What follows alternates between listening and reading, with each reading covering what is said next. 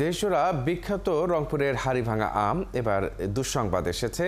গেল কিছুদিনের মধ্যে তীব্র তাপপ্রবাহে মুকুলের গোড়া শুকিয়ে গুটি আম ঝরে যাচ্ছে।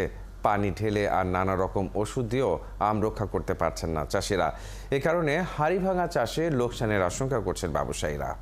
শাহবাজিদ আহমেদের প্রতিবেদন। ধানি জমি, বাড়ির উঠান কিংবা জমির আইলে থাকা ছোট বড় এমন লাখো গাছে ঝুলছে অজস্র মানুষের স্বপ্ন।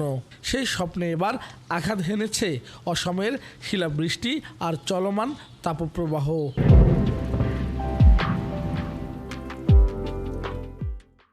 আছে পোকার আক্রমণও। চাষিরা বলছেন প্রতিকূল আবহাওয়ায় আমের গুটি ঝরে পড়ছে। পানি ওষুধ ছিটিয়েও আম রক্ষা করা যাচ্ছে না। আম তো ধরছিল প্রচুর, মুগুলা ছিল অনেক, কিন্তু আম এখন তো গাছে নাই। মাটিতে কোনো রকম জল থাকতেছে না।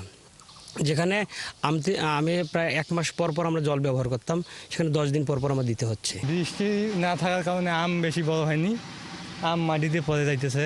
দেশ বিদেশে বিখ্যাত হাড়িভাঙা আমের জন্য প্রসিদ্ধ রংপুর অঞ্চল। প্রতি বছরই এখানে বাড়ছে এই আমের চাষের বাগান। চলতি মৌসুমে 2587 হেক্টর জমিতে এই আমের চাষ হয়েছে, যার মধ্যে শুধু রংপুরের 4 উপজেলাতেই জমির পরিমাণ 1105 হেক্টর। তবে এবার আম চাষের খরচ তোলা নিয়ে দুশ্চিন্তায় চাষিরা। এবারে অনেক আমের খরচ, মোটামুটি অনেক খরচ হয়েছে অনাবৃষ্টির কারণে। যদি আমরা ন্যায্য মূল্য না পাই তাহলে আমাদের এবারে লস হবে আমে। লাভ তো হবে না, কারণ আম অনেক গাছে আম নাই, আবার যে 2-3টা আছে সেটা হয়তো ট্রিটমেন্টের কারণে আছে।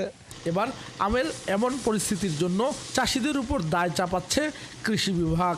তবে দায় জারি হোক, আমের এই দুরবস্থা রংপুর অঞ্চলের অর্থনীতিতে বিরূপ প্রভাব ফেলবে বলছেন অর্থনীতিবিদরা। রংপুর জেলায় 3335 হেক্টর জমিতে আম আবাদ হয়েছে। এর মধ্যে হাড়িভাঙা আম হলো 1905 হেক্টর জমিতে। আমরা প্রত্যাশা করছি যে এবছর রংপুর জেলা থেকে প্রায় 45,000 মেট্রিক টন আম উৎপাদন হবে। উৎপাদন কম হওয়ার কারণে এটা যেহেতু আমাদের সাপ্লাই কম হবে, সুতরাং আমরা দেশের চাহিদা মিটিয়ে আমরা বাইরে যদি রপ্তানি করতে চাই তাহলে আমরা সেভাবে রপ্তানি করতে পারবো না। সম্প্রতি হাড়িভাঙা আম জিআই পণ্যের স্বীকৃতি পেলেও এই অর্জন ধরে রাখা এবং বছর বছর ভালো ফলন রক্ষা করা বড় চ্যালেঞ্জ হয়ে দাঁড়িয়েছে। শাহবাজিদ আহমেদ, 71, রংপুর।